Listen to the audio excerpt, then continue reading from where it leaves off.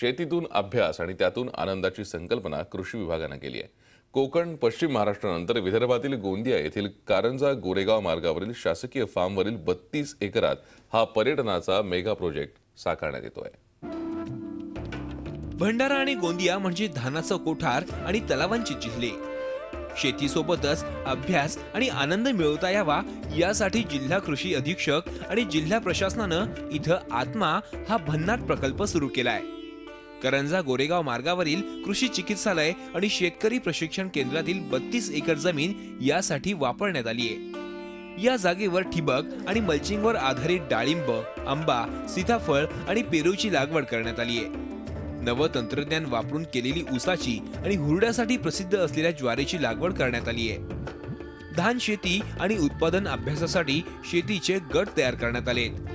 हौशी पर्यटकांसाठी 50 बाय 50 जागेत कृत्रिम तलाव तयार करण्यात आलेत। यात मासेमारी, बोटिंग आणि पोहण्याचा आनंदही घेता येईल। याशिवाय मॉर्निंग वॉकसाठी शेतातून गेलेले मार्ग, पायवाट तसंच स्वयंचलित हवामान केंद्र, कृषी विभागाचे यंत्रसामुग्रीचे संग्रहालय, विद्यार्थी आणि पर्यटकांसाठी अभ्यासगृह, वाचनालय अशा सुविधा इथं तयार करण्यात येत आहेत। शेतीमध्ये इतर जे उपक्रम आहेत, कोंबडी पालन आहे, मत्स्यपालन आहे, बकरी पालन आहे, असे जे जोडधंदे जे शेतीशी ते सुद्धा उपक्रम आम्ही इथे राबवत आहोत। त्याच्यातून सुद्धा शेतकऱ्यांना शेती करते वेळेस आधार मिळेल आणि उत्पन्नात भर पडेल। या कारंजा फार्म हाऊसला बघून इथं जे पाहिलं मी नाही, ॲपल बोर, अनार वगैरे आहे, सीताफळ वगैरे आहे, यांना बघून मीही हे आपल्या शेतामध्ये किंचित प्रमाणात करणार आहोत, थोड्याफार प्रमाणात।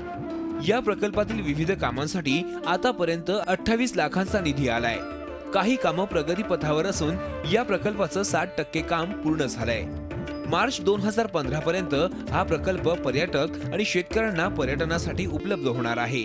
हा प्रकल्प आज 32 एकर मध्ये चालू केलेला आहे। याच्यामध्ये 32 एकर मध्ये वेगवेगळ्या पद्धतीचे पिकं राहणार आहेत याच्यामध्ये, आणि आतापर्यंत याच्यामध्ये 16 लाख रुपये निधी आम्ही उपलब्ध करून दिलेला आहे।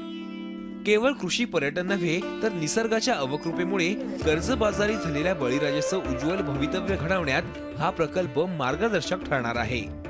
Madhav Chandankar, Zee media, Gondia.